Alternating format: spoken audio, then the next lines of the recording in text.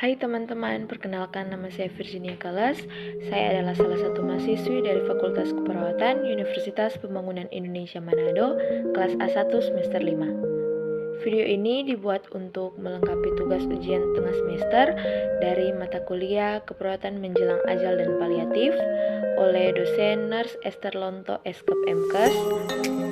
Dan saat ini saya akan membahas tentang teknik atau cara menyampaikan berita buruk. Berita buruk adalah berita atau informasi yang secara drastis dan negatif dapat mengubah pandangan hidup pasien mengenai masa depannya. Nah, berita buruk ini sering diasosiasikan dengan suatu diagnosis terminal, namun seorang dokter keluarga mungkin akan menghadapi banyak situasi yang termasuk dengan situasi buruk ini, seperti contohnya hasil USG seorang ibu hamil yang menyatakan janinnya telah meninggal, atau gejala polidispi, atau juga penurunan berat badan seorang remaja yang terbukti merupakan onset dari diabetes. Menyampaikan berita buruk merupakan salah satu tanggung jawab dari petugas medis yang harus dikerjakan dalam praktek pelayanan kesehatan. Terdapat kewajiban secara sosial dan moral bagi petugas medis untuk bersikap sensitif dan tepat dalam menyampaikan berita buruk. Berikut ini ada 7 teknik dalam menyampaikan berita buruk yang akan saya jelaskan.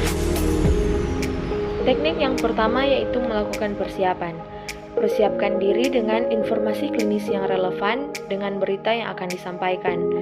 Idealnya yaitu data rekam medis pasien, hasil pemeriksaan laboratorium dan pemeriksaan penunjang, serta atur waktu yang memadai dan lokasi yang privat agar supaya terasa nyaman dan tidak ada gangguan sedikit pun.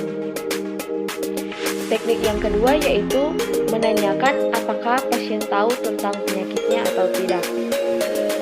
Contoh kalimat tanya yang dapat digunakan yaitu, apa yang Anda ketahui mengenai penyakit Anda?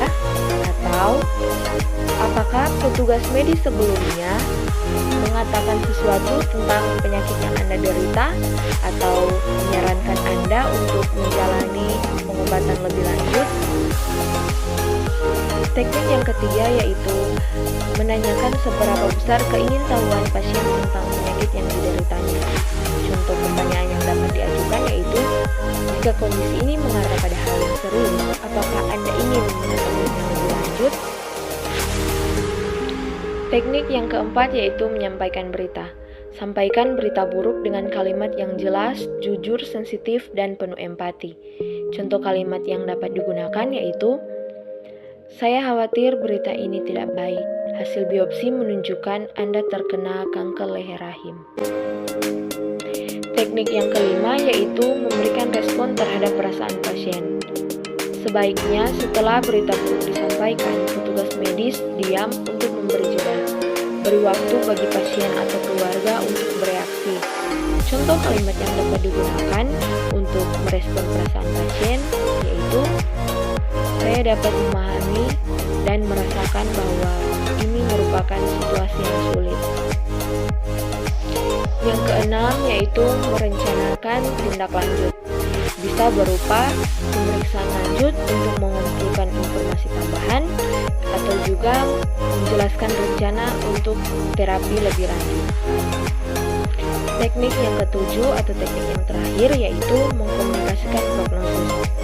Pasien sering menanyakan prognosis bagaimana perjalanan penyakit ke depannya. Dalam situasi ini, keluarga akan sangat berharap petugas medis mengatakan bahwa penyakit ini tidak serius. Pertanyaan yang dapat diajukan sebelum mengkomunikasikannya yaitu, apa yang Anda harapkan akan terjadi? Beberapa contoh kasus yang berpotensi menimbulkan berita buruk diantaranya yaitu janin meninggal, kecelakaan yang sampai mengakibatkan kehilangan anggota tubuh, kematian anggota keluarga, hepatitis, skizofrenia, dan sebagainya. Demikian video saya mengenai teknik menyampaikan berita buruk. Semoga bermanfaat bagi kita sekalian. Terima kasih.